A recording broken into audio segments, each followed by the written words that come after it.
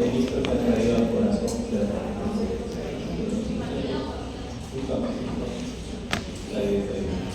a Chechito, no le digo no.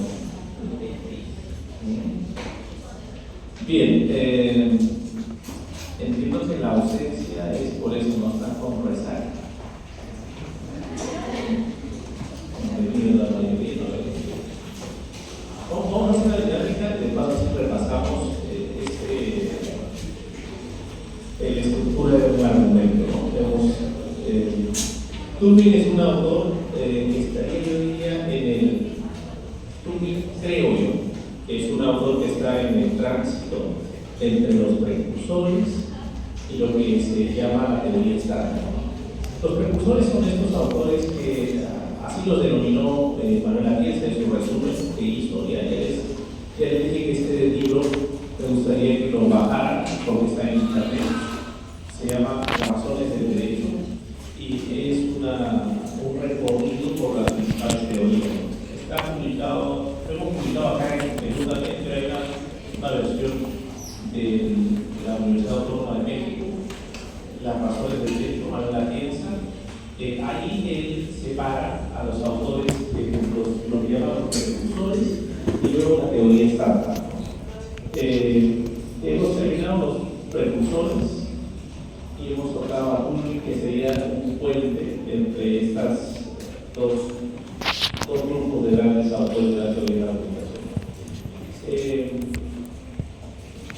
Entonces, el gran aporte de Turing es analíticamente haber construido, digamos, un modelo de estructura de argumento y con el que trabaja hoy día la teoría estándar. O sea, si ustedes recogen un manual cualquiera de argumentación hoy día, el concepto de argumento probablemente esté trabajado bajo el esquema del concepto de Turing sobre lo que es la estructura de un argumento. Es decir, la definición analítica de argumento sería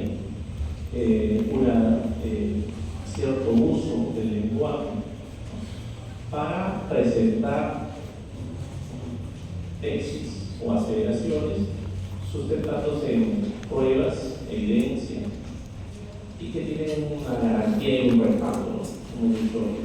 Que esta es la estructura básica, ¿no? Una cierta edición del lenguaje, o sea, usa el lenguaje para dar razones a favor de ciertas tesis, ¿no? Para comprender bien esa estructura y sus elementos, les he pedido que traigan, ¿no? Un ejemplo de argumento. Obviamente, cuando argumentamos, los argumentos salen como discurso, ¿no? Lo que hace Turing es separarnos y decir, esta es la afirmación. Cuando ustedes leen, la gente, incluso los especialistas, no están pensando, esta es mi conclusión, estas son mis evidencias, esta es mi garantía y este es mi respaldo, ¿no? Esta es la reconstrucción de la argumento. Ahora, es importante tomarlo en cuenta porque así seremos conscientes de que nuestro argumento, por ejemplo, nos podemos preguntar, ¿y será esta una buena garantía? Y estas que estoy asumiendo yo como bases o como razones, ¿serán buenas bases o buenas razones? De bueno, ahora vamos a escucharlos y yo voy llamando. Hay voluntarios. A ver, vamos a empezar por esta pista. ¿Quiénes son voluntarios de esta pista? Ya, empezamos con usted. ¿Cuál es su apellido? Sí, no sé. No, en orden. Primero usted.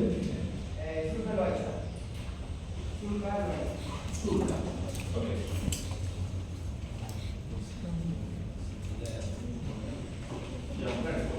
Gianfranco.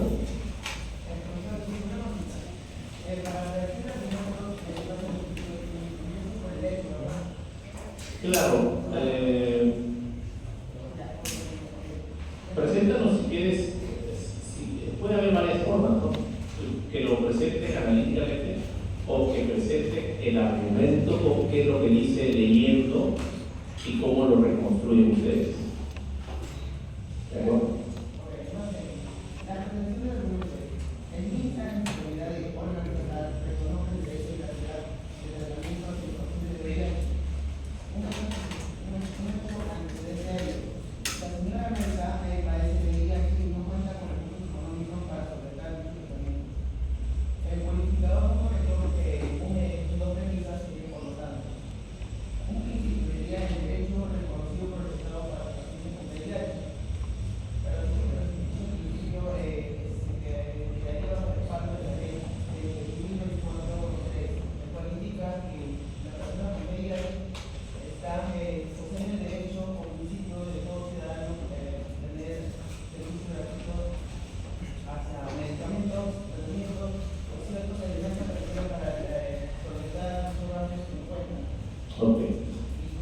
¿Y de qué contexto sacas ese argumento?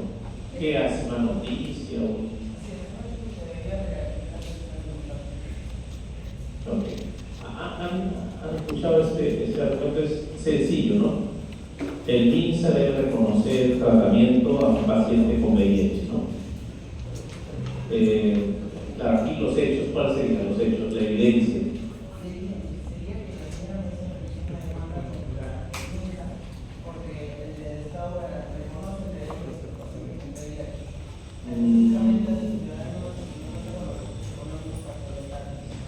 ¿Quién es la señora Mesa? Entonces el hecho es que hay un paciente con VIH, ¿no? Y que está convaleciente, que está en tratamiento, ¿no? Ese es el dato. Y entonces la garantía dice, es el principio, ¿no?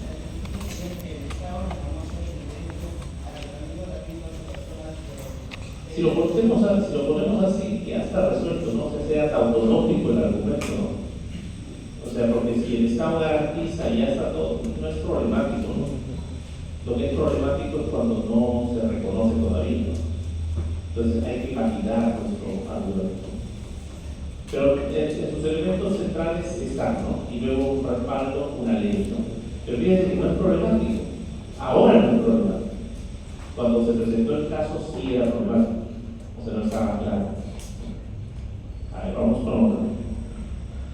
Sí. Bueno, ¿cuál es su apellido? Con A. Ok. Francisco, ¿no? Ok. Como base, tengo Erwin Alvarado, se lanza un vehículo de motor en movimiento porque estaba a punto de estar abusada sexualmente. El conector loco es por lo tanto. ¿Cuál es la afirmación?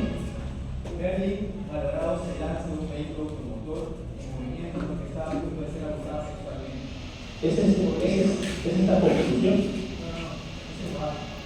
Ya, pero el argumento tiene que empezar con una afirmación. Lo que voy a, digamos, a argumentar no es un hecho, sino voy a afirmar algo, voy a sostener una tesis, una conclusión. ¿Cuál es la conclusión? El seguro del vehículo contratado con la empresa Adquisitiva Seguro será aceptable en el vehículo. El argumento siempre debe empezar por eso. ¿Cuál es la afirmación que voy a sostener? ¿Hacia dónde quiero llegar? ¿Qué cosa es lo que quiero probar? Eso.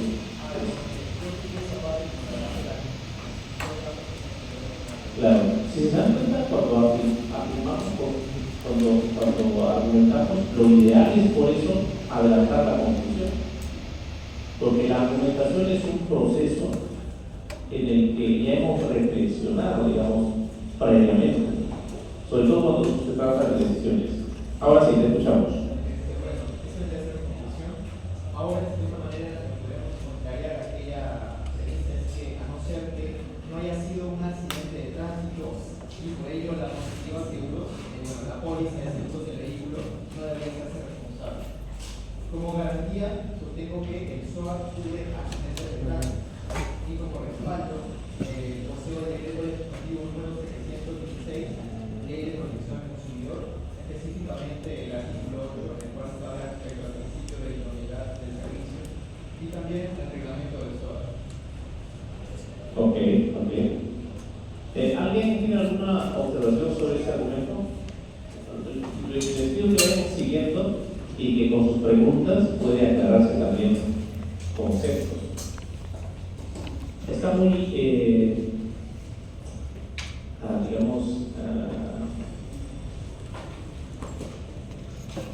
formalmente presentarse. A ver. Sí.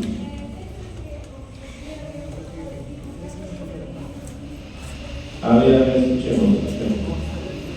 Pero ¿por qué se tanto niños de datos?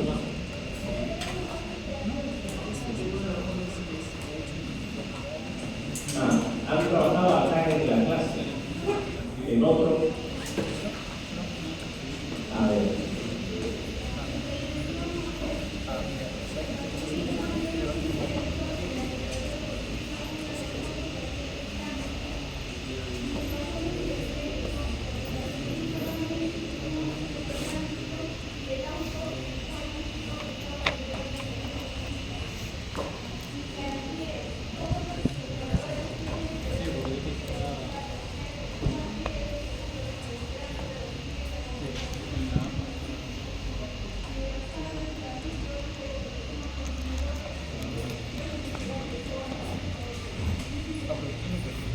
¿Por qué es problemático este asunto? ¿Dónde está la discusión?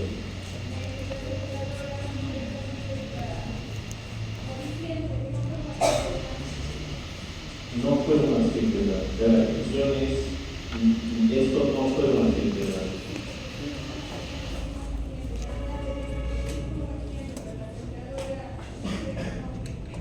Porque fíjense, si no estamos bien, ¿dónde está la parte problemática? Aparece, bueno, listo, todo el mundo está de acuerdo. O sea, si fuera un accidente, todo lo que han puesto no es problemático. Entonces, esto no es un argumento. Podemos decir que el argumento en todo caso es casi la descripción de lo que ya dice el sistema normativo en este caso. El que sufre un accidente tiene derecho a que la aseguradora. Sí. En realidad, aquí la cuestión problemática es si es que lo que sucedió se podría catalogar como accidente de tránsito. La premisa es la que mencioné anteriormente. Pérdida Alvarado se lanza del vehículo automotor porque está a punto de ser abusada sexualmente. Ahora, si eso podemos catalogarlo como accidente de tránsito, podría ser la cuestión. Claro. Y es así que, bueno, presento mi respaldo, ¿no? Ese argumento. Entonces, la cuestión problemática y el planteamiento de la aceleración es que en ese contexto. En un contexto de presunta o posible violación en un vehículo, el escaparse de eso y sufrir una lesión debe ser considerado como un accidente de tránsito.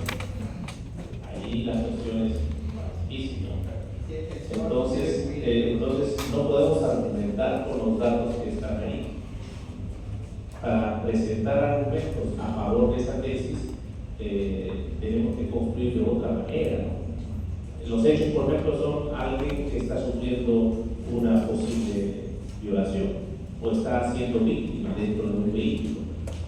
O sea, las circunstancias, porque claro, si tú te tiras del vehículo en una situación normal y luego quieres cobrar el SOA, no tendría sentido, ¿no? ¿Me siguen? A ver, pero es bueno el argumento para discutir esto, ¿no? ¿Qué cosa significa un argumento? Un argumento no es la descripción de las cosas pacíficas que hay en el sistema.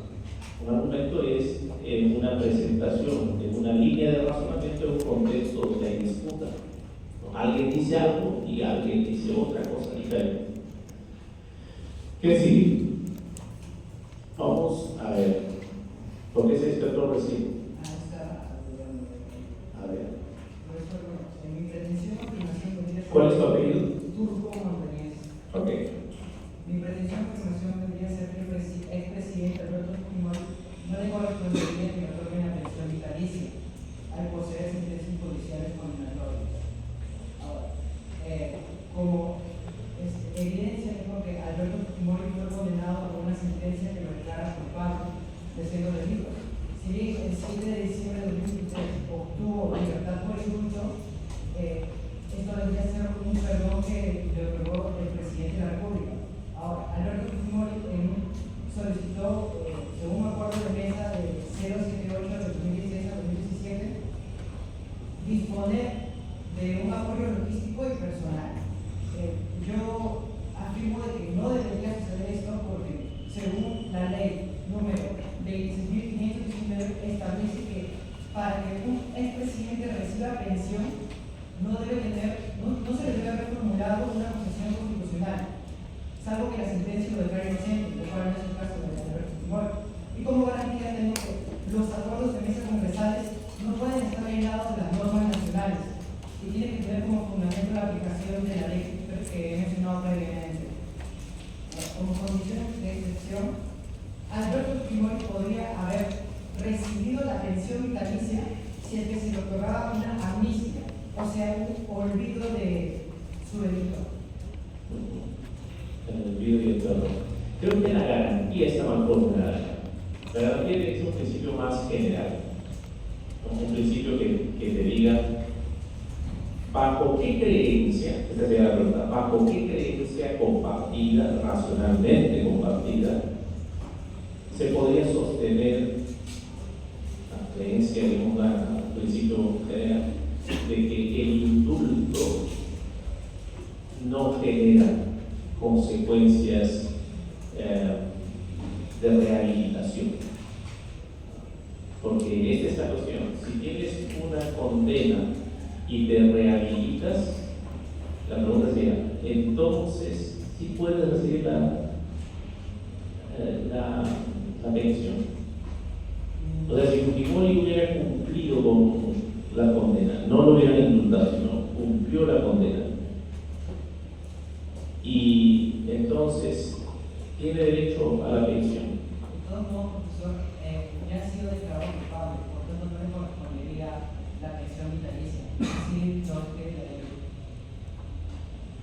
O sea, esto sería, digamos, tendríamos que interpretar como que hay penas que no se cumplen nunca.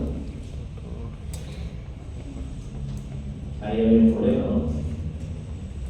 Porque el delito más grave se supone que al cumplirse te habilita todos tus derechos, ¿no? O sea, al cumplirse la pena, quedas rehabilitado. Al menos eso nos hemos creído durante todo este tiempo, ¿no?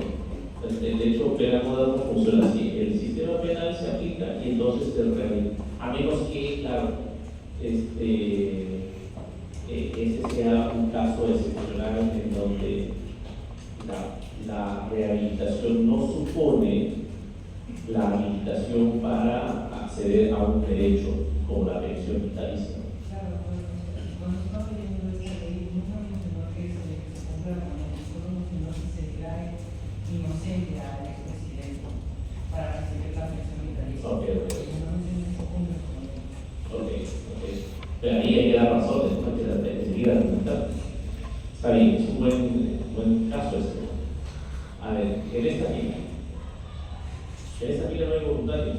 Ninguno es voluntario en esta segunda fila. A ver, ¿cuál es su apellido? Palomino. Salvó la fila.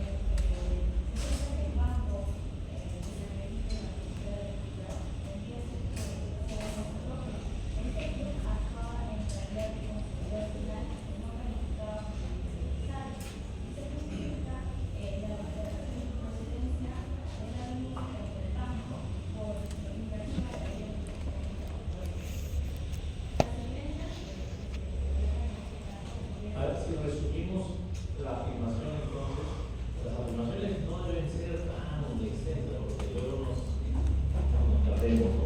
El argumento tiene que ser claro, especialmente en su formulación de qué es lo que vamos a hacer. Haz un intento de presentarnos muy resumidamente cuál es el acto que vas a decir.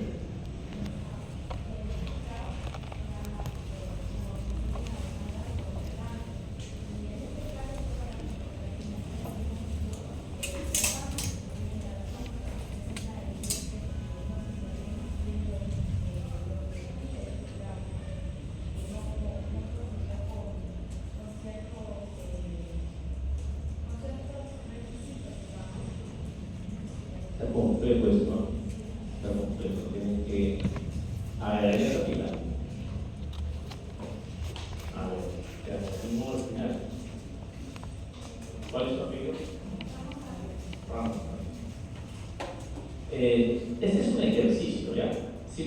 hacen muy bien, no lo voy a poner en nota ahora. ¿Ya? Entonces, lo voy a poner cuando lo hacen muy bien. ¿De acuerdo? Entonces, como es un ejercicio, la idea es que no se quede con dudas y que comprenda el sentido de este esquema básico de turno. Yo creo que ayuda y va a ayudar para todo el curso y yo esperaría que para toda su profesión. Es decir, internalizamos a Turing permanentemente, nos podemos dar cuenta, por ejemplo, claridad de la formulación del argumento. En la primera te das cuenta, no está claro. Y si no está claro, hay un problema, porque no está claro qué cosa quieres probar. Y si no está claro qué cosa quieres probar, qué cosa quieres entender, entonces todo se va a poner complicado. Esa es una regla de toda la vida. A ver, ¿cuál es la opinión? Vamos. No empiecen con el respaldo. Hay que empezar por cuál es lo que voy a defender. Esa es una cuestión. A estas alturas tiene que estar claro. ¿Qué quiero defender? ¿Hacia dónde quiero ir? ¿Cuál es la conclusión que quiero que todos acepten como una conclusión válida?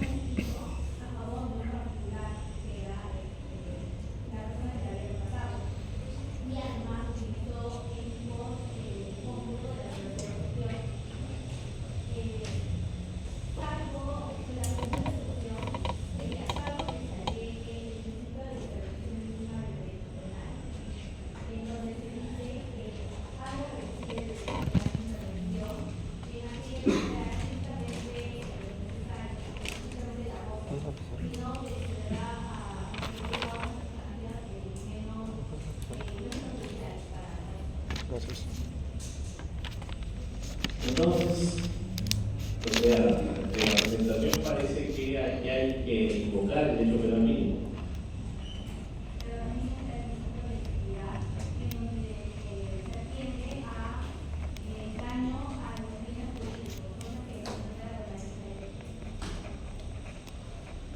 Han seguido el caso.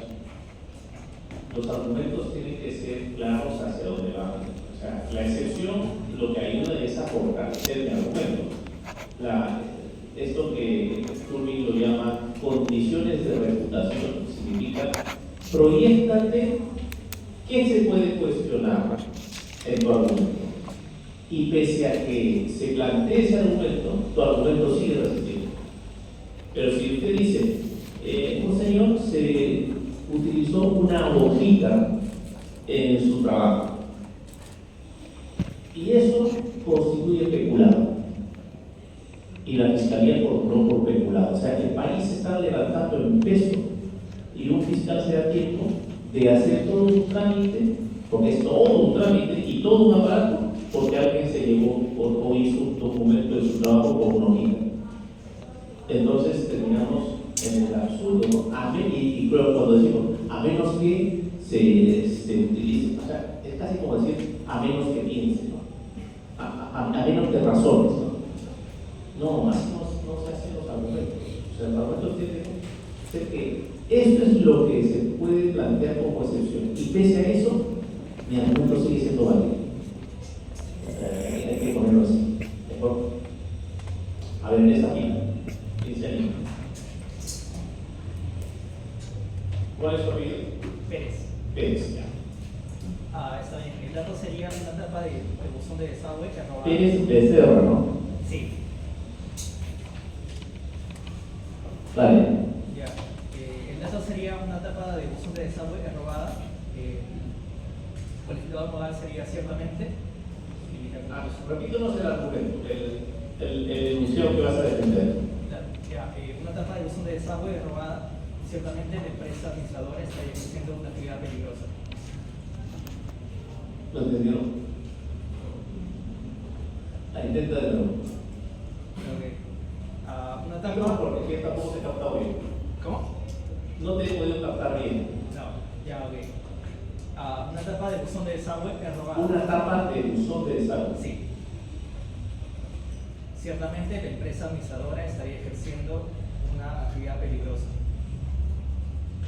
Pero no sé, es como que no está construido bien. O sea, ¿cómo lo plantearías como una afirmación que vas a defender? La tapa de buzón de desagüe, ciertamente. No te escucho bien, no te escucho bien, habla más fuerte. O sea, ¿cómo lo plantearías, digamos, esta es la afirmación que voy a defender?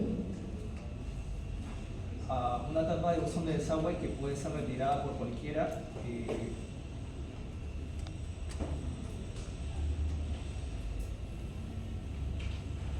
¿Cómo surge el problema? ¿Cómo ha surgido el caso? ¿Cómo lo has encontrado? Es un libro. Es un relato. No, es un ejemplo, es un libro. Está poniendo cómo se haría la interpretación extensiva. Y está poniendo el ejemplo el artículo 1970. Y a ver, continúa, porque a lo mejor cuando los cierras, pues nos entendemos. Ya, el dato sería que una tapa de buzón de desagüe es robada, entonces la empresa administradora estaría ejerciendo una actividad peligrosa. Ya que una tapa puede ser retirada por cualquiera, tendríamos también el artículo 1970 que nos dice que mediante un bien peligroso o riesgoso o por el ejercicio de una actividad riesgosa o peligrosa causando daño a otro, está obligado a repararlo.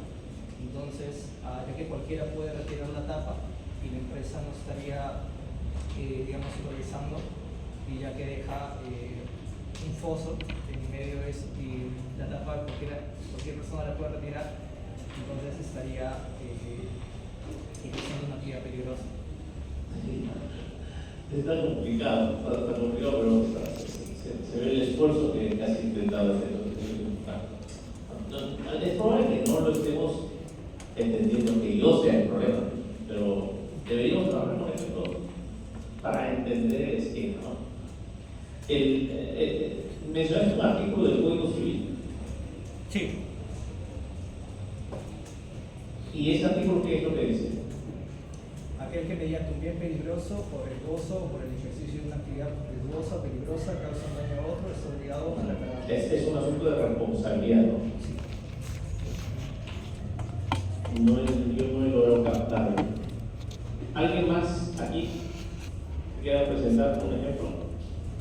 En esta pila.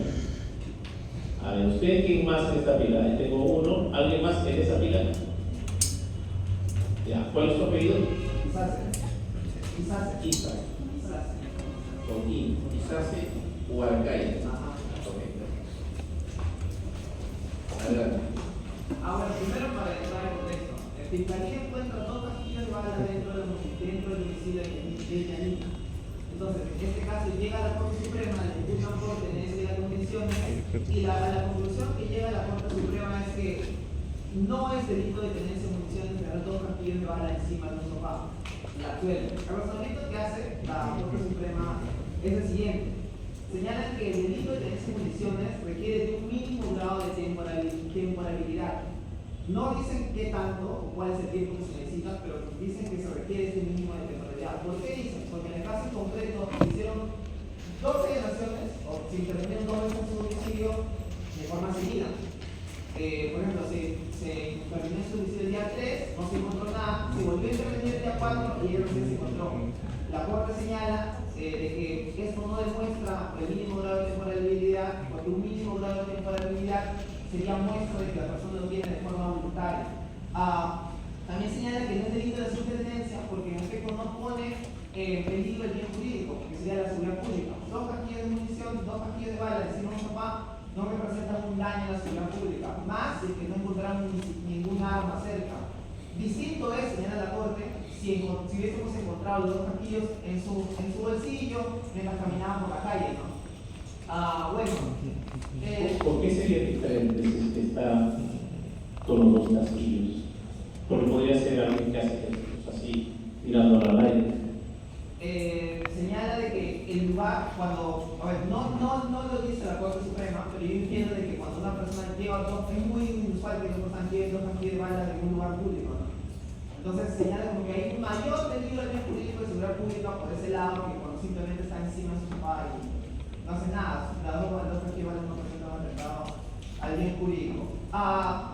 Se basa esto de la Corte Suprema y porque eso es importante, porque un derecho penal humanitario garantista se ve limitado por la teoría del bien jurídico.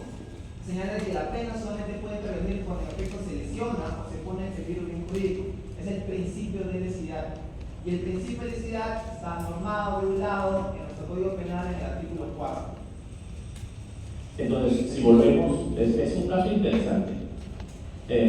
La afirmación sería el de la Corte, ¿no? O sea, estamos tratando de ver que la Corte haya razonado bien, ¿no? La simple tenencia de dos casquillos de bala puestos en el sofá no constituye un delito. Esa es la afirmación. Los hechos es a A se le encontró unos casquillos, ¿no? Esos casquillos fueron encontrados extemporáneamente, ¿no? ¿La garantía cuál es? Es el reconocimiento de que la pena solamente debería intervenir cuando el efecto se pone en peligro un bien jurídico o lesión. Algo es delito cuando hay amenaza o lesión de un bien jurídico. El tenerlos ahí puede ser simplemente alguien que tiene miedo y dormir con las balas le da seguridad, ¿no? Podría ser, ¿no? La Corte razona que no forma peligro a la seguridad pública. El respaldo. Se encuentra en el título preliminar en el artículo 4, se llama principio de lesividad. Ese puede ser la garantía. Sí, pero es que yo entiendo de que la doctrina desarrolló el principio de lesividad y en base a ello que fue normado, codificado.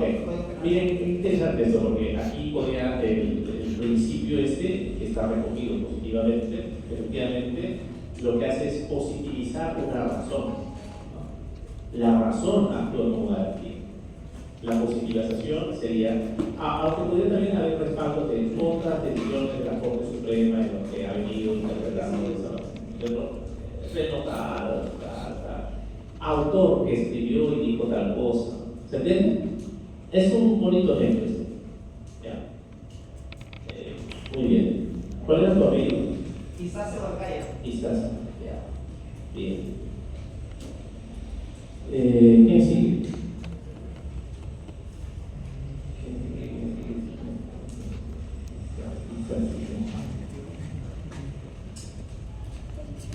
Entonces estamos en esta fila, ¿no? Sí.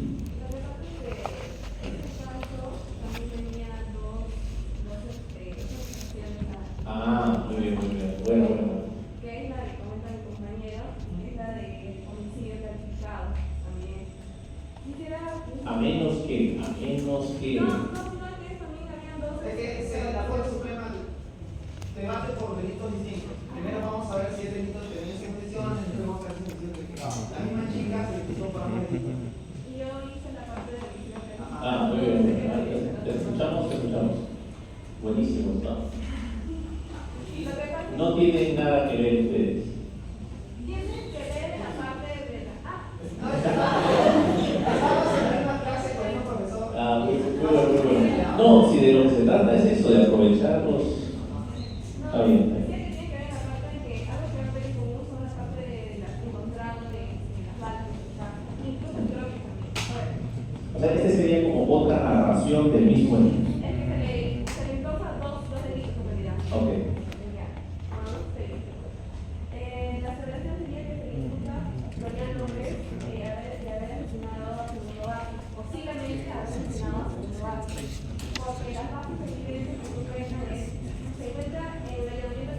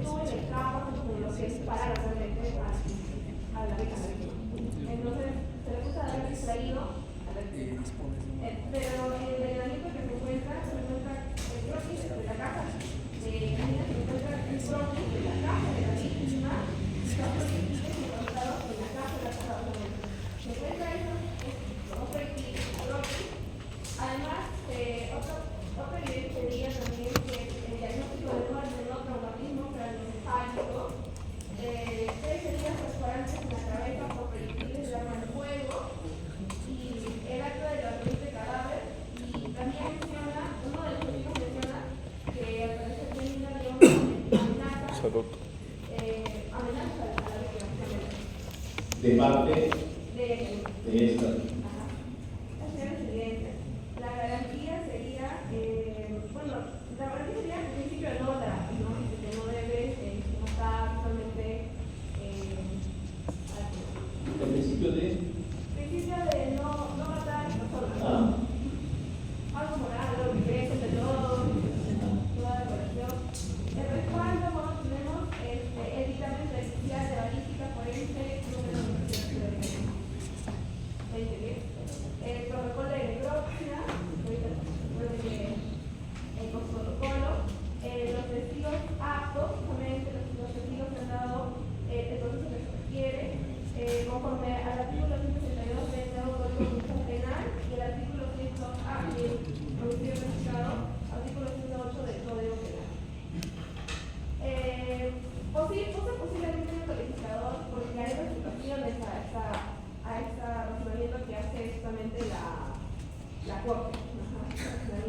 No, bueno, la Fiscalía, no me equivoco. Entonces, se da computaciones, por ejemplo, en que a menos que el croquis no sea elaborado por la acusada, es que justamente se hace la prueba y en la pericia grafotécnica se da de que de parte que la acusada no confeccionó el croquis y que la intervención domiciliaria fue cuestionable también, porque se le arresta a las 9 de la mañana aproximadamente sin un fiscal presente y a las 5 de la tarde se da la intervención a su domicilio. También de que el acta de arresto domiciliaria fue firmado bajo amenaza de juicio policial. Los testigos de los testigos no indican que la acusada estuvo en el lugar de los hechos y que haya diferido la ley. claro, aquí la afirmación es probablemente, ¿no? Sea responsable de homicidio calificado Ese es el razonamiento de la Fiscalía. de la Fiscalía, que se desbarató en el proceso, por lo visto. Había cosas que no estaban. Aquí yo creo que la garantía está mal construida. La garantía de la Fiscalía, ¿no? La garantía es, como he dicho, un enunciado general que permite inferir a partir de unos hechos dados una cierta afirmación. Entonces, yo estoy creyendo probablemente este es el culpable o este ha cometido homicidio, esa es mi afirmación. Tengo unos datos, ¿no? A, B, C datos, ¿no? Que hablan del homicidio, ¿no? Entonces, mi garantía tiene que ser algo que relacione los datos con la afirmación. ¿Correcto? Entonces, eso no es la prohibición de matar, ¿no? O con respecto a la vida, sino lo que hay que ver es qué permite inferir, qué principio podría estar ahí. Eso es lo que hay que construir en el caso específico. Muy bien. ¿Cuál es tu apellido?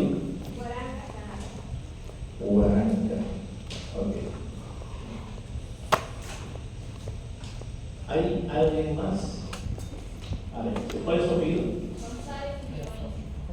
Adelante. Mi argumento principal, mi argumento es que la instalación de cámaras de seguridad es la tasa de delincuencia. Mi argumento está respaldado por un estudio de la OCRL International, que es una empresa dedicada a la producción de elementos de seguridad. Mi base o evidencia es que estudios han demostrado que las cámaras de seguridad disuelven el crimen en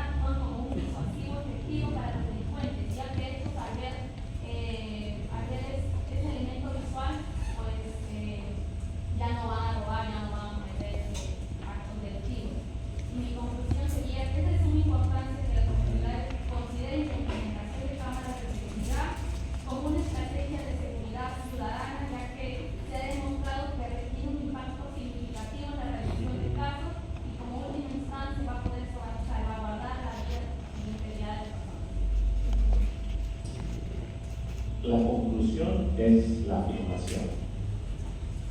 O sea, cuando usted dice que las cámaras van a disminuir en la comisión de delitos, esa es una afirmación. La conclusión, esta última, ya es, imagino yo, una conclusión de su Una general. ok. Sí, señor. Aquí estamos la conclusión. Llamamos conclusión o afirmación o tesis a lo que. Los como que argumentos es como idea principal y la conclusión de hecho a partir de todo lo estudiado. Sí, te entendí así. O sea, que tu conclusión respecto de para no confundirnos, digo, porque ok. Yo creo que aquí hay un problema con los datos, ¿no? ¿Qué pusiste como datos? 2 estudios de primera vez por la Universidad de Carolina del Sur. Los estudios pueden ser respaldos. Normalmente son respaldos. Bueno, el estudio de la universidad, el dato está ahí. Claro, por eso. La estructura es afirmación. Los datos o las bases son los hechos concretos, ¿no? Que hay delitos, hay, no sé, pues hay problemas de seguridad, ¿no? Hay datos concretos de donde estamos partiendo para formular una tesis, ¿no? Es porque hay crímenes, hay una serie de situaciones que queremos resolver implementando unas cámaras. ¿De acuerdo? Bueno, a ver, voy a llamar dos así. Cubas Deco. ¿Cubas? ¿Qué es Cubas Deco? ¿Está Cubas Deco? ¿No está? Cubas Deco, entonces, el adorable C. Cueva Claro. Cueva, adelante. Bueno, en primer lugar tenemos la base de evidencia, donde el demandante va a solicitar una relación nominal de los procesos judiciales, laborales, previsionales, civiles, penales, constitucionales, contencioso administrativo, en trámite o culminado desde el 1 de enero de 2010 hasta el 19 de junio de 2019, en lo que la Municipalidad Provincial de Huancayo va a actuar como demandante, demandado, denunciante, denunciado. Para esto lo ha enviado al correo email de la Municipalidad de Huancayo. ¿Qué es lo que ha solicitado? Tanto procesos en los que ha participado la municipalidad como demandante, demandado, denunciante, denunciado. O sea, un pedido de información. Un pedido de información. Pero ahí no hay nada que, digamos, discutir, ¿no? Ha presentado. Es que todo lo que ha enviado desde el 2010 hasta el 2019. Claro, o sea, hay que entender la lógica de esto, ¿ya? La lógica es, yo sostengo un argumento que puede ser polémico y lo defiendo. Aquí, ¿cuál es la discusión?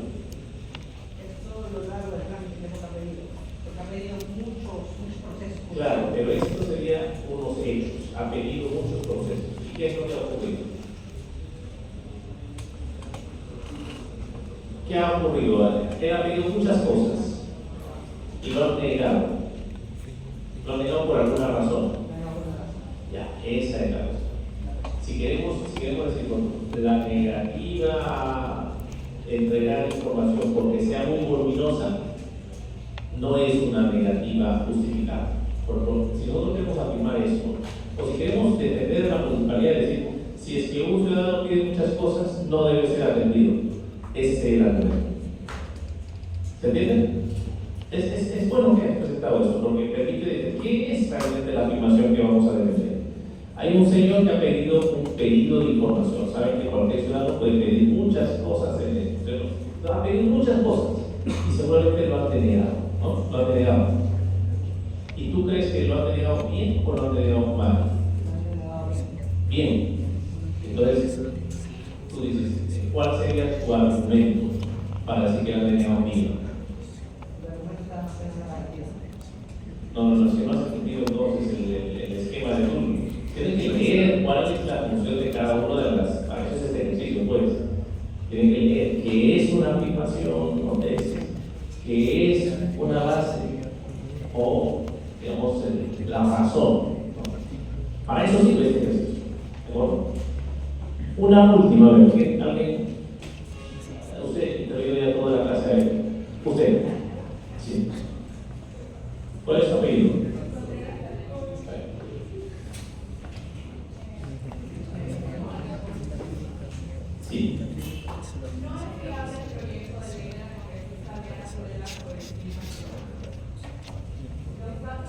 ¿Y qué consiste este proyecto?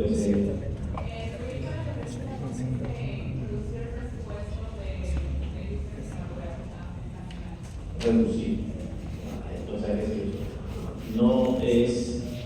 Entonces, no es bueno, no es malo, no es viable el proyecto de ley de la congresista tal que pretende eliminar el financiamiento de cine social. Ok. Los datos tenían en el informe de la Secretaría de Cultura indica que los estímulos económicos tienen la naturaleza de estas subvenciones y no tienen el objetivo de financiar el total del costo de proyectos cinematográficos. Recortar la subvención otorgada significaría un desincentivo a la producción cinematográfica del país debido a la falta de otras fuentes de financiamiento significativas. Luego con el apoyo debido a la falta de otras fuentes de financiamiento significativas en el país hace que recortar la subvención otorgada sea un desincentivo para la producción cinematográfica. Y además indica que esto no ha sido consultado con el gremio cinematográfico. Y se perdería la actividad cinematográfica descentralizada que fomenta la diversidad de expresiones culturales. En los respaldos se encuentra que limitaría el cine como actividad únicamente mercantil al servicio de la rentabilidad y el turismo. Y además sigue en contra del decreto 022-2019 que fomenta que se haga de fomentar, difundir y promover y preservar las expresiones cinematográficas y audiovisuales. Yo lo único que veo ahí, a ver, por ordenarlo mejor, porque los datos, por ejemplo, serían, los datos es que hoy día hay financiamiento, ¿no? Y hay una crítica, o sea, los datos tienen que ayudarnos a sostener lo que estamos diciendo, ¿no? Los hechos, ¿no? Los hechos son, si yo digo, esto es malo, este proyecto es inviable, los datos o los hechos nos tienen que empezar a decir por qué es inviable. Por ejemplo, hay poquísima producción de cine. Por ejemplo, países más pobres que nosotros están financiando cine. O sea, todos los hechos que pueden apoyar mi afirmación. El presupuesto que se está implicando es tanto por ciento del Producto Interno, cosas como esas. Yo creo que en general y fundamentalmente creo que han comprendido la función de esto, ¿no? Sí. Sí, quería participar. A ver, ¿cuál es su apellido? Sí, Cárdenas Quispe Rolando. Ok, adelante. Sí. Bien, voy a dar lectura a la norma vigente en temas de telecomunicaciones, a la ley 29.022, ley para el fortalecimiento de la expansión de infraestructura en telecomunicaciones, cuyo artículo 7 prescribe lo siguiente para poder entender el tema a tratar. Y dice así, artículo 7, reglas comunes para la instalación de infraestructura. Inciso 1. La infraestructura necesaria para la prestación de servicios públicos de telecomunicaciones que sea instalada por los concesionarios de servicios públicos de telecomunicaciones no puede, literal H, generar radiación no ionizante en telecomunicaciones sobre los límites máximos permisibles establecidos por la regulación sectorial de acuerdo a los estándares internacionales. Bien, al respecto, esto tiene como argumento, como respaldo, la posición de la OMS, ¿sí?, al respecto, que hace mención de que no hay efectos para la salud en el tema de radiaciones no ionizantes que se utilizan en telecomunicaciones, así como en lo que es las redes de distribución de energía eléctrica.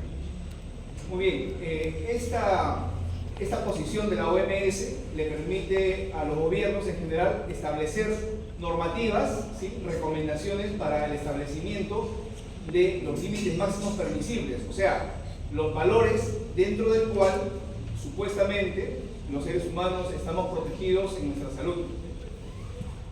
Lo real o el argumento contrario proviene de la comunidad científica independiente.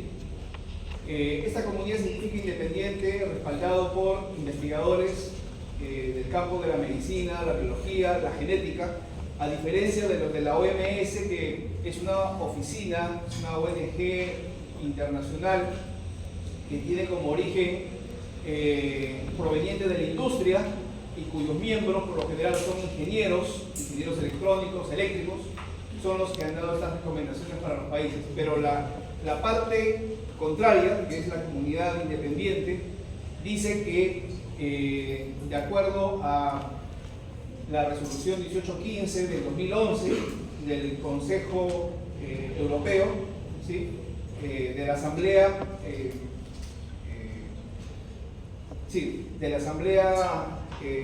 del Consejo de Europa, mencionó lo siguiente, que de acuerdo a las investigaciones, las bases científicas se encuentran obsoletas, o sea, las bases que establece justamente la OMS para el establecimiento de estas recomendaciones. Los estudios basados al respecto señalan de que sí tiene efectos para la salud en las personas por debajo de esos límites máximos permisibles. La parte oficial, o sea, a nivel del gobierno, tiene como argumento que todas las estaciones base en general, todas las antenas que nosotros podemos ver en la ciudad, no superan el 2% del límite máximo permisible. Muy bien, si no supera el 2% el límite máximo permisible, ¿por qué desde el año 2003, que se dio la norma para los límites máximos permisibles, hasta el día de hoy, que estamos en 2023, no ha cambiado en absoluto el límite? Y eso se debe a que estos límites están estratosféricamente tan altos que ninguna antena, ningún aparato que emita radiación va a poder superar ese 100%, porque el máximo, como mencionan, es el 2%. Entonces, esto permite en general que las operadoras de telecomunicaciones tengan máxima libertad en cuanto a lo que vendría a ser las operaciones comerciales, que puedan introducir al mercado cualquier tipo de artefactos, cualquier tipo de aparatos, y que nosotros podamos llevar eso a nuestras casas. Y justamente el argumento vigente es de que el nivel de contaminación electromagnética es mayor dentro de la vivienda que lo que viene de afuera. ¿Por qué? Porque esos aparatos, como routers inalámbricos, como tablets, como celulares, emiten radiación no ionizante muy intensa. Entonces, eso es un planteamiento que a la fecha se hace un llamado a la atención en general, a los gobiernos en general, para que puedan regular estos límites máximos permisibles, no del lado de la industria, que es como está en este momento planteado, sino del lado del público. Para las personas, como lo plantea la resolución 1815 del 2011 de la Asamblea Parlamentaria del Consejo de Europa, que está del lado del público y que llama la atención a los gobiernos para reducir esos niveles a unos valores que la comunidad independiente dice que no se debe de superar y que está muy por debajo de los actuales 2% que mencionan que ninguna antena lo supera. Entonces, mi planteamiento vendría a ser que a nivel normativo se debería de reducir el nivel de los límites máximos de exposición. Esa sería la afirmación. ¿Profesor? Esa sería la afirmación. Hay necesidad de reducir los índices a nivel de legislación. Así es. Porque si es que razonable esto, ¿no? Si es que toda la data, la información científica es así como es una argumentación en un campo técnico, ¿no? Muchas veces ocurre esto, los argumentos tienen que ser confrontados con conocimientos de otras áreas, y en cada área tenemos que ver también con qué garantía estamos trabajando, ¿no? Porque los abogados, efectivamente en el campo, por las primeras antenas de retransmisión, por ejemplo, para los teléfonos, han sido algunas desactivadas mediante amparos, y el argumento era que tenían problemas de interferencias y, digamos, mejor una antena de censura, por ejemplo, que el tribunal ordenó bajar aplicando el principio precautorio. O sea, el tribunal lo que dijo es algo así, los hechos de que esto interfiere o puede generar una afectación a la salud, hoy día con el conocimiento que tenemos, no es seguro. No sabemos si nos va a causar daño o no. Estoy hablando de una sentencia del año 2007-2008. Y aplicando el principio precautorio ordenó que la municipalidad desactive esa antena.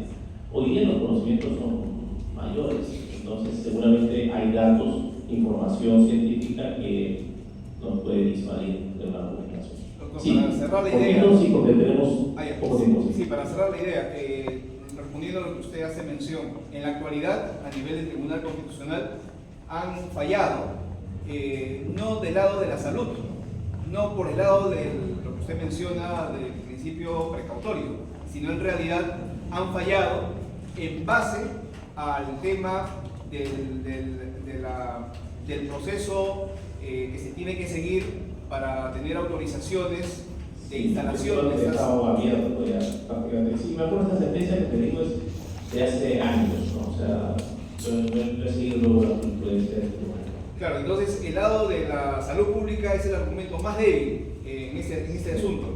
Lo que aquí se tiene que resguardar, digamos, es si se tiene las autorizaciones, los permisos para la colocación de esas instalaciones. Y eso es lo que en la actualidad es lo que prima. Okay. Perfecto, muy bien. Sí, a ver. ¿Tiene una pregunta o ya terminó la presentación? Estaba yo pidiendo encarecidamente que por favor voluntarios y voluntarias, pero quiero solamente avanzar un poquito y presentarles al menos lo que sería nuestra siguiente. Yo creo que en general lo hemos entendido qué es un argumento. Y sobre esto volveremos, como digo, a lo largo del curso, porque vamos a usar el concepto de argumento de Turing. ¿De acuerdo? Sí, a ver. Vamos a avanzar bastante porque tenemos que, quiero abrir yo la sesión. A partir de ahora nos introducimos en los actores de la. Vamos a seguir adelante. Varios. Creo que.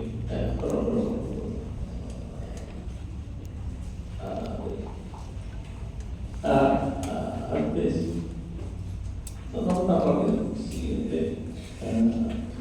No tan rápido. Sí. Uno antes. Ok. Una antes. Sí, una después. Una después. Ahí. Vamos a introducirnos en las concepciones de la argumentación estándar. ¿De acuerdo? La puerta de entrada de esto es la separación entre los autores que hemos venido revisando, la separación entre autores que hemos llamado los precursores, siguiendo al profesor Manuel Atienza, estos autores que dicen que la crítica central que estos autores plantearon fue la crítica a la lógica. Así que la lógica no es un esquema de argumentación y hay que inventar una nueva forma de argumentar en el derecho, ¿no? Esto coincide también con las críticas al positivismo. Pues hemos dicho algunas cosas sobre esto, ¿no? Las tesis centrales de estas concepciones del pospositivismo, del constructivismo. Primero, entender el derecho como práctica, no solamente como norma, ¿no? Preponderarse los fines y valores, es decir, concepto de corrección. En la teoría estándar de la argumentación trabaja con el concepto de corrección material, diferente de la tradición de la lógica que asumía el concepto de corrección formal. Énfasis en la coherencia, integridad e interpretación, y luego este concepto de la unidad de la razón práctica. Unidad de la razón práctica significa que derecho, moral y política tienen elementos comunes para juzgar la corrección. O sea, no hay necesidad de separar, ¿no? Esta es la tesis del positivismo, no hay que separar el derecho de la moral o de la política. en el contexto del constructivismo hay un concepto, este concepto de que lo bueno es bueno en el derecho y bueno en el razonamiento práctico también. No hay una separación, ¿no? Siguiente. Y pues siguiente las teorías. Quiero ir a siguiente. Quiero situarme una que dice la teoría estándar. Aquí, la teoría estándar de la argumentación jurídica. Estos son los autores que vamos a trabajar de aquí en adelante. Algunos con más énfasis que otros, ¿no? Por ejemplo, Wróblewski es un autor polaco, Jerzy Wróblewski, Paul Lizardi, Robert Alexi, McCormick, son autores que tienen estos elementos o tesis centrales, ¿no? Lo primero es que lo que viene a decir es la diferencia de los autores que hemos estado estudiando, ¿no? Ribe, Pérez, ¿no? Que criticaban a la lógica. Estos autores lo que dicen es hay que incorporar a la lógica en la argumentación. La cuestión es cómo lo incorporamos, ¿no? No hay que rechazarla. La lógica no tiene la culpa de que a veces la usemos mal, ¿no?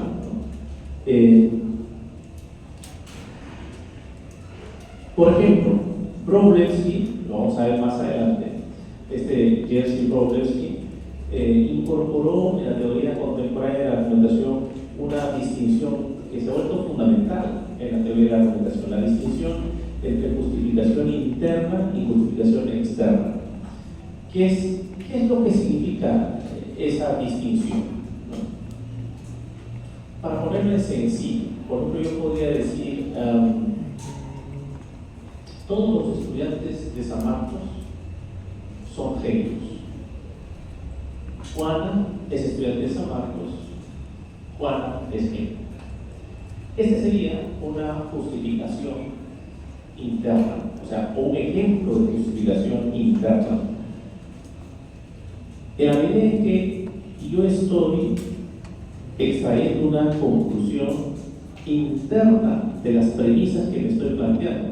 Todos los estudiantes de San Marcos son genios, Juana es estudiante de San Marcos, Juana es genio. Es decir, la justificación aquí, utilizando el modelo de la lógica, es una justificación impecable en términos lógicos. A esto la teoría contemporánea lo llama justificación interna. Otros autores lo llaman justificación de primer nivel. Y esta es la manera como la lógica se ha introducido en la teoría actual de la argumentación. O sea, no es que hay que rechazar, hay que ver cuál es el papel de la lógica. De manera que hoy día podemos decir que un juez, yo pongo un ejemplo, ahora no tengo el ejemplo, pero pongo el ejemplo de la última sentencia del Tribunal Constitucional que decía que el derecho a la consulta no es un derecho fundamental. El razonamiento era muy sencillo, decía mediante el proceso de amparo solo se protegen auténticos derechos fundamentales recogidos expresamente en la Constitución. Premisa 2. El derecho a la consulta no está recogido en la Constitución. Conclusión: el derecho a la consulta no puede ser tutelado a través del amparo. ¿Se sigue? Este razonamiento es válido formalmente. Válido formalmente. Pero es un razonamiento válido materialmente.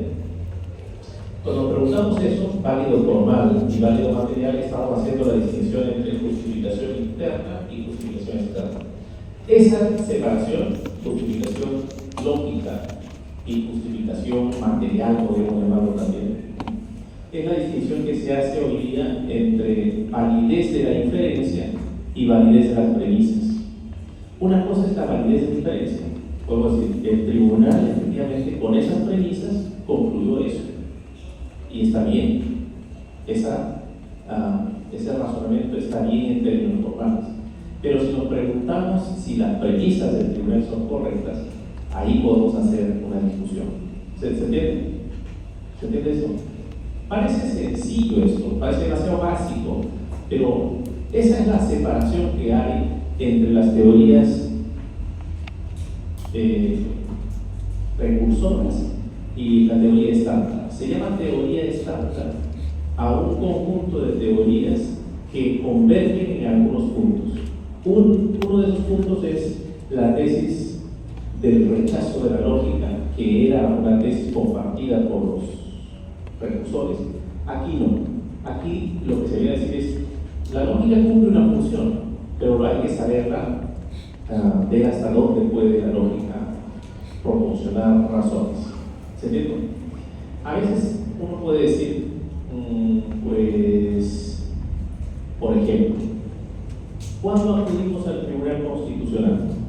Según la Constitución, solo acudimos al Tribunal Constitucional en un proceso de amparo, ¿no?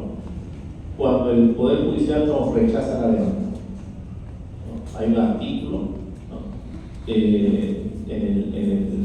En la Constitución, que es el artículo 202.2, que dice que el Tribunal Constitucional conoce del proceso de amparo cuando la demanda es rechazada por el Poder Judicial. El término que utiliza la Constitución es respecto de resoluciones denegatorias del Poder Judicial.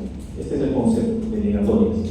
Entonces podemos decir, todas las veces en que el Poder Judicial rechaza la demanda de amparo, se habilita la competencia del Tribunal Constitucional.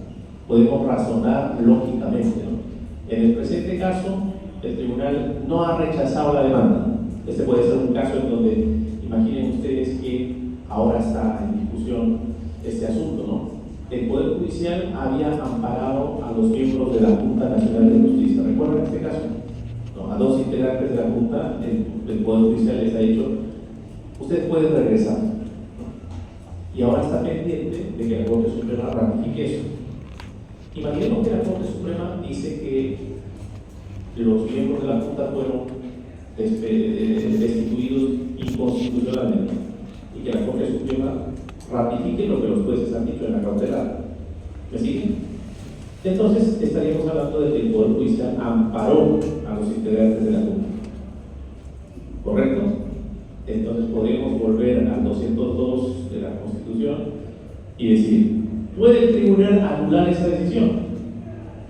Podemos hacer un ejercicio simple, lógico, ¿no?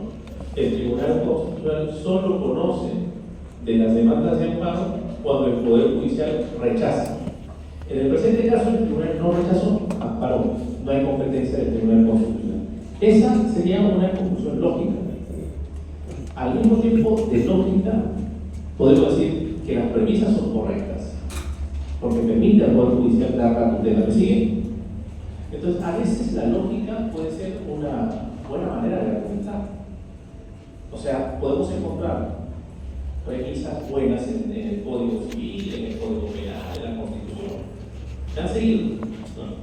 Según el artículo 202.2 de la Constitución, podemos decir, el tribunal solo conoce de asuntos en los que el Poder Judicial ha rechazado la demanda.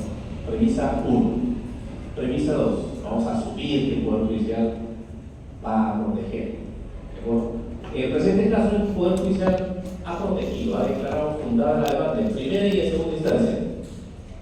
Conclusión: no hay caso para el Tribunal Constitucional. Esta es la razón por la que cuando el Poder Judicial se pronuncia declarando fundado un amparo o un habeas corpus en segunda instancia, el Tribunal Constitucional pierde competencia. Porque el Tribunal, repito, solo tiene competencia respecto de decisiones denegatorias. Ese es el término de la Constitución.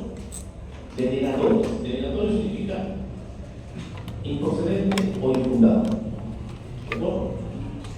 Entonces, si ese fue el caso, porque con este ejemplo, creo que me he enredado un poco, ¿no? Pero con este ejemplo, solamente quiero que entiendan que a veces la lógica puede ser un excelente esquema de justificación, de argumentación. O sea, podemos hablar de justificaciones lógicas en donde además las premisas son correctas.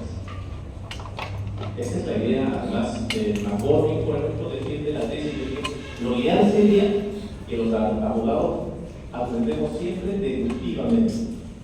Deductivamente significa que los abogados siempre encontremos una premisa que respaldan esa decisión.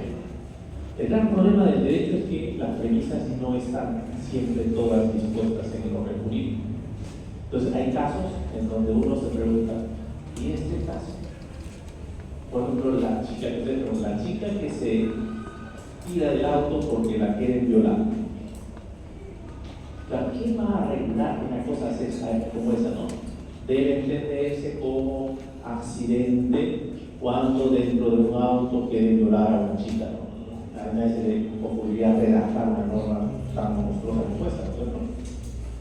El derecho tiene entonces defectos de estipulación, tiene inconsistencias, tiene ambigüedades, tiene contradicciones, y eso lleva a lo que en la teoría de la argumentación se llama argumentación de segundo nivel. Vamos a ver por detalle. Ahora estoy haciendo una presentación de a qué nos vamos a dedicar en los próximos meses. Y, bueno, si tuviéramos que resumir, yo diría, en los próximos meses nos vamos a dedicar a argumentación de segundo nivel. Es decir, cómo se argumenta la reconstrucción de premisas. ¿Por qué? Porque en el sistema jurídico las premisas no están completas, están imperfectas. Entonces, estos autores que se agrupan bajo un rótulo bastante ambiguo, ¿no? Teoría estándar. ¿Qué les dice teoría estándar? ¿Quién es? ¿Ah? Hay un consenso, esta es una buena idea. O sea, estos autores han llegado a un consenso. Buena idea. Por ejemplo, un consenso, la lógica sí tiene un valor. Mientras que los otros decían, hay que acabar con la lógica, estos autores dicen, no, la lógica sí sirve, pero hay que ver cuáles son los límites de la lógica. Segundo consenso, pues es un enfoque pragmático, ¿no? Reglas discursivas y procedimentales, ¿no? Es decir, aquí lo que interesa es cómo funciona el procedimiento de la argumentación. Primacía de la justificación material. Primacía de la justificación material significa que podemos permanentemente someter a crítica las premisas en el derecho. Esto es muy importante porque permanentemente diremos, y esa premisa es correcta, ¿no? Y esa premisa es correcta. Y eso que dice la ley se puede defender en este caso. Líneas de criterio, ¿no? O sea, Manuel Atienza ha planteado algunas críticas a este modelo. Uno de los teóricos de la argumentación es que no hay teórico de la argumentación que esté contento con la norma.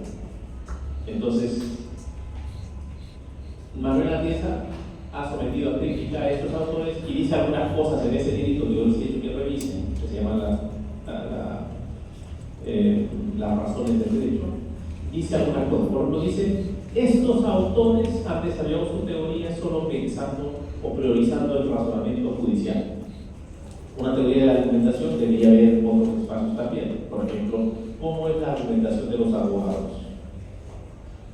Debería interesar. El abogado normalmente es más estratégico en su argumentación. No siempre está pensando el abogado en la corrección o en la justicia. Pese a que todos los profesores deberían ustedes piensen en la justicia, pero cuando empiecen a practicar, empiezan a volverse estratégicos, ¿no? Todos los abogados quieren ganar en el caso, y eso les lleva ya bien a donde les lleva alguno, ¿no? O sea, el abogado tiene que estar permanentemente poniéndose, yo diría, límites. Cuando ejerce, piensen en los límites, piensen cuál es el punto hasta donde están dispuestos a llegar. Y una profesión para que los haga tiene claros límites.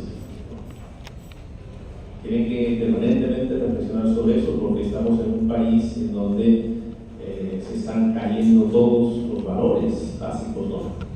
De la deontología.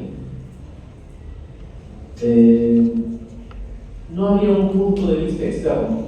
Esta es una forma de presentarlo muy propia de teóricos, ¿no?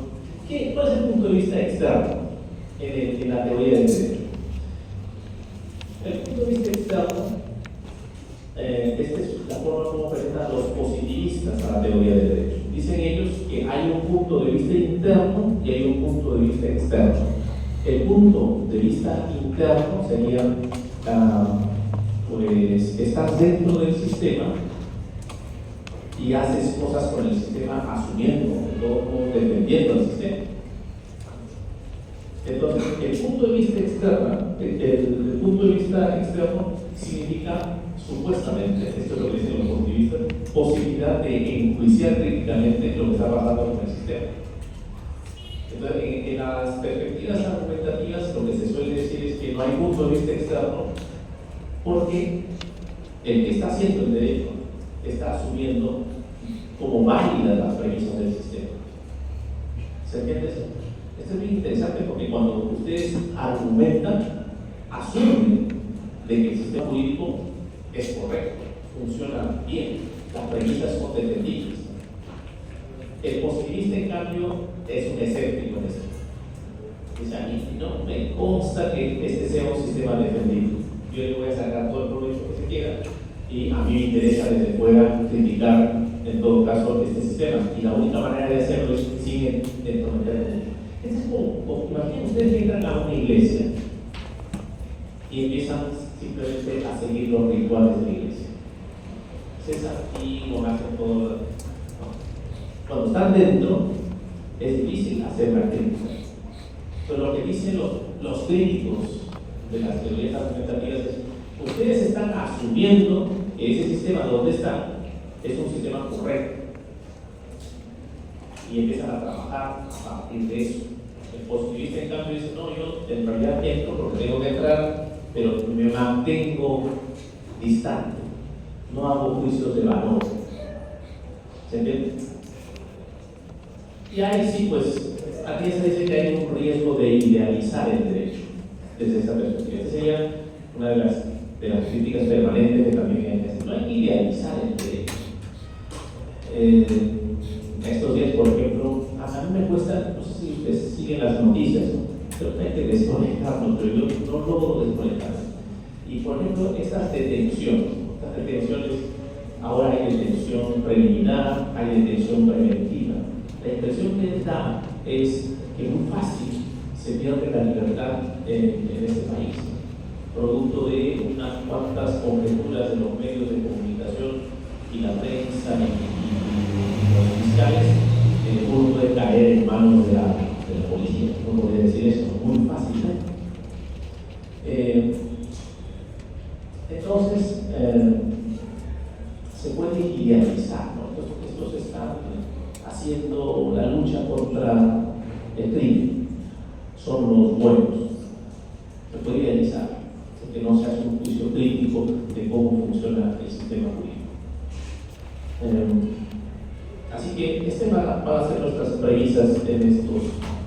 Este es casi, quería presentarles a dónde estamos yendo, ¿no? Porque hemos llegado al punto en el que vamos a empezar a desarrollar los argumentos de la Constitución. ¿Cuáles son esos? En cada sesión probablemente tenemos un tipo de argumento